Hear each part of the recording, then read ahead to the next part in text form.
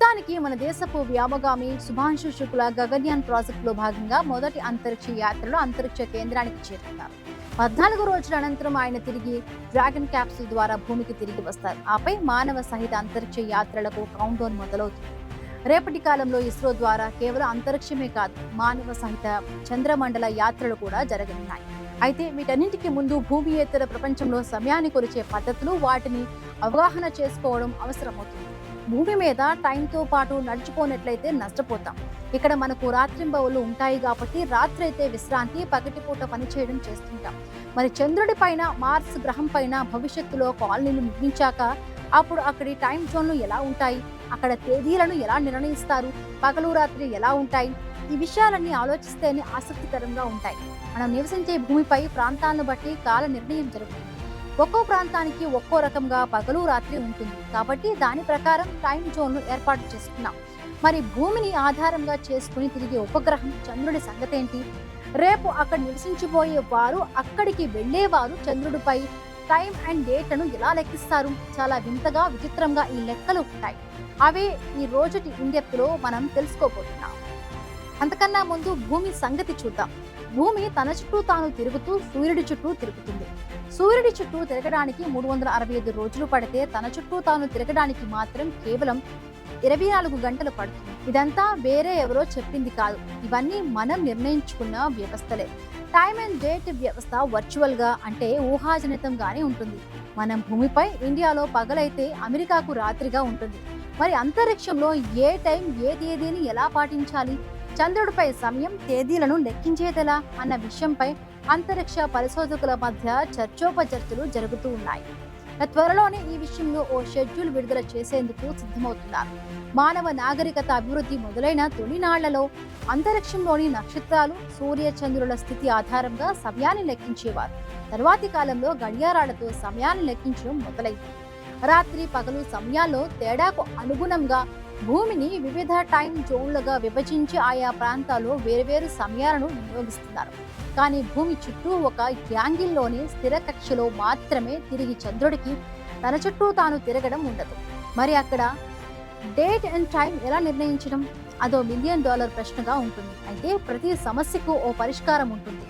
భూమి చుట్టూ స్థిర కక్షలో తిరిగే చంద్రుడికి ఒకవైపు పూర్తిగా అంధకారం, మరొక వైపు ప్రకాశం ఉంటుంది. మరి మనం భూమిపై పొద్దున లేచినప్పటి నుండి రాత్రి నిద్రపోయేదాకా అంతా టైం ప్రకారం జరగాల్సిందే. వాచీలోనో ఫోన్లోనో టైం చూసుకుంటూ జీవితాన్ని పరిగెత్తించాల్సిందే. మనం అనుకున్నది ఏదైనా జరగకుంటే టైం బాగోలేదని వాపోతూ ఉంటాం. మరి రేపటి కాలంలో మన తర్వాతి తరాల వారు చంద్రుడి పైన, మార్స్ పైన కూడా నివసించే అవకాశాలు ఉన్నాయి. భూమిపై ఒక్కో దేశానికి ఒక్కో టైం జోన్ ఉన్నట్టే చంద్రుడికి, అంగారకుడికి కూడా అలాంటి వ్యవస్థే ఉంటుంది. అందుకే అక్కడి కాలం గురించి నిర్ణయాలను అంతర్జాతీయ అంతరిక్ష సంస్థలు ఇప్పటికే రెడీ చేసినట్లు సమాచారం.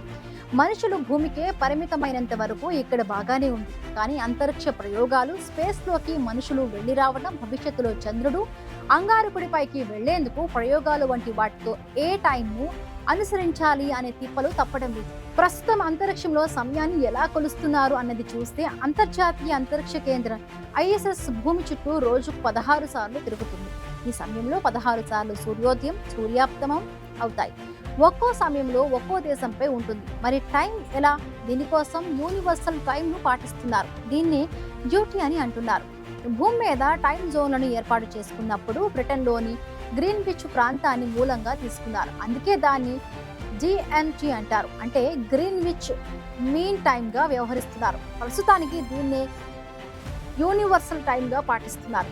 ఉదాహరణకు మన భారతదేశాన్ని తీసుకుంటే GMT టైంకు +5 గంటలు కలుపుకోవడం చేస్తున్నారు. అయితే UT కేవలం భూమి చుట్టూ ఉన్న అంతరిక్షం వరకే పరిమితం. 4 లక్షల కిలోమీటర్ల దూరంలోని చంద్రుడిపై, 400 మిలియన్ కిలోమీటర్ల దూరంలో ఉండే అంగారకుడిపై టైంను లెక్కించేందుకు ప్రపంచ దేశాల మధ్య ప్రస్తుతం ఎలాంటి ఒప్పందాలు లేవు. ఇన్నాళ్ళు పెద్దగా అవసరం లేదు, కానీ ఇప్పుడు అనవసరంగా మారనుంది. అంతరిక్ష ప్రయోగాలకు సంబంధించి వాటిని లాంచ్ చేసిన క్షణం నుండి ఏ సమయంలో ఏం జరుగుతుంది అనేది కీలకమైన అంశంగా ఉంటుంది. ఈ క్రమంలోనే స్పేస్ ప్రయోగాల్లో ప్రత్యేకంగా మిషన్ ఎలాప్స్డ్ టైం METని వాడుతూ ఉంటారు. అంటే ఒక రాకెట్ లాంచ్ అయినప్పటి నుండి టైం లెక్కించడం మొదలు పెడతారు. దీన్నే T+ టైంగా చూపిస్తారు. చంద్రుడి వద్దకు కృత్రిమ ఉపగ్రహాన్ని పంపి 2 రోజుల 5 గంటల 10 నిమిషాలైతే ఆ శాటిలైట్కు సంబంధించిన టైంను T+2 days 5 hours 10 minutes అని లెక్కిస్తారు. ఈ విధానాన్ని అమెరికా అంతరిక్ష పరిశోధన సంస్థ నాసా చంద్రుడిపైకి మానవ సహిత ప్రయోగాలు చేసినప్పటి నుంచి వాడుతోంది. అప్పట్లో దీన్ని గ్రౌండ్ ఎలాప్స్డ్ టైం GETగా పిలిచారు. తర్వాత METగా మార్చారు. అంతరిక్షం ఆర్బిటల్ జర్నీ కోసం జరిగే ప్రయోగాల వరకు సరేగాని చంద్రుడిపై నివాసం ఏర్పరచుకున్నాక అక్కడ టైం ఎలాగనే సందేహాలు అప్పుడే మొదలయ్యాయి. భూమి మీద ఉన్నట్టు పగలు రాత్రి కలిపి ఒక రోజుగా లెక్కిద్దామంటే మాత్రం చందమామతో కష్టం. సాధారణంగా సూర్యోదయం నుండి అస్తమయం వరకు పగలు, అప్పటి నుండి మళ్ళీ సూర్యోదయం వరకు రాత్రి. ఈ లెక్కన భూమి మీద సమయం ప్రకారం చంద్రుడిపై సుమారు 15 రోజులు పగలు, మరొక 15 రోజులు రాత్రి ఉంటాయి. అంటే చంద్రుడిపై ఒక రోజు మూన్ డే అని అంటారు. ఈ సమస్యను అధిగమించడానికి భూమి మీద సమయానికి సులువుగా అనుసంధానం చేయగలగడానికి ఒక ప్రతిపాదనను పరిశోధకుల ముందుకు తెచ్చారు శాస్త్రవేత్తలు. చంద్రుడిపై సెకండ్లు, నిమిషాలు, గంటలను యథాతథంగా లెక్కిస్తూనే 24 గంటల సమయాన్ని మాత్రం ఒక సైకిల్గా పిలవాలని, 30 సైకిల్స్ కలిస్తే ఒక పూర్తి మూన్ డేగా పరిగణించాలని ఆలోచన. అంటే మనకు ఒక నెల ఒక మూన్ డేగా ఉంటుంది. మనకు ఒక రోజు ఒక మూన్ సైకిల్గా లెక్కించవచ్చు. అయితే దీన్ని ఇంకా అధికారికంగా ఖరారు చేయాల్సి ఉంది. ఇప్పటికే చంద్రుడిపై శాటిలైట్స్ లాంచ్ కోసం ఎన్నో దేశాలు సన్నాహాలు చేస్తున్నాయి. వీటన్నింటికీ టైం జోన్ ఏర్పాటు అవసరం ఉంటుందని శాస్త్రవేత్తలు అనుకుంటున్నారు. చంద్రుడిపై పరిశోధనలు చేయాలంటే స్పేస్ క్రాఫ్ట్ కంట్రోలర్స్ వంటివి అవసరం. భూమిపై నుండి చంద్రుడికి వెళ్లే సూచనల ద్వారానే అక్కడ శాటిలైట్స్ వంటి స్థానాలను ఫిక్స్ చేసుకుంటాయి. ప్రస్తుతం చంద్రుడిపై జరుగుతున్న ప్రయోగాలు శాటిలైట్స్ లాంచ్ అయిన దేశానికి సంబంధించిన టైం జోన్ను బట్టి జరుగుతున్నాయి. అయితే ఒకేసారి చాలా ఎక్కువ దేశాలు చంద్రుడిపై తమ ఆపరేషన్లు చేయాలి అనుకున్నప్పుడు టైం జోన్ విషయంలో ఇబ్బందులు కలుగుతున్నాయి. అందుకే యూరోపియన్ స్పేస్ ఏజెన్సీ ఈసా చంద్రుడిపై ప్రత్యేక టైం జోన్ ఏర్పాటు చేయాలని ప్రతిపాదించింది. అందుకోసం నిర్ణయం తీసుకుంది. యూరోపియన్ స్పేస్ ఏజెన్సీ మేరకు భూమి కన్నా చంద్రుడిపై గడియారాలు వేగంగా పరుగులు తీస్తాయి. ప్రతిరోజు అక్కడ 56 మైక్రో సెకండ్లు పెరుగుతాయి. చంద్ర కక్షలో ఉంటే చంద్ర ఉపరితలంపై టిక్కింగ్ భిన్నంగా జరుగుతుంది. చంద్రుడిపై ఒక రోజు భూమిపై ఒక నెలతో సమానం. చంద్రుడు భూమిని ఒకసారి చుట్టి రావడానికి 27.3 రోజుల సమయం పడుతుంది. భూమి, చంద్రుడు, సూర్యుడి మధ్య వ్యవస్థాపక మార్పుల వల్ల ఒక చంద్రమాసానికి 29.5 రోజుల సమయం పడుతుంది. దీన్నే చంద్రమాసం అంటారు. ఈ లెక్కలు మనం భూమి మీద చంద్రుడిని ఆధారంగా చేసుకుని కొనసాగుతున్నాయి.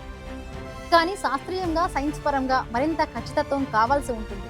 నేటి కాలం అంతా ఆర్టిఫిషియల్ ఇంటెలిజెన్స్ ఆధిక్యతగా టెక్నాలజీలు పరుగులు తీస్తున్నాయి. ఒకసారి ప్రోగ్రామ్లో చేస్తే దానంతట అది నిర్ణయం తీసుకునే స్థాయి ఏఐకి ఎప్పుడో వచ్చేసింది. అందుకే ఇప్పుడు దేశాలన్నీ చంద్రుడి మీద, మార్స్ మీద టైం అండ్ డేట్స్ విషయంలో చర్చోపచర్చలు జరుగుతూ ఉన్నాయి. త్వరలోనే అంతర్జాతీయ అంతరిక్ష సమాజానికి సరైన విధంగా గైడ్ లైన్స్ అందే అవకాశాలు ఉన్నాయని పరిశోధకులు చెబుతున్నారు.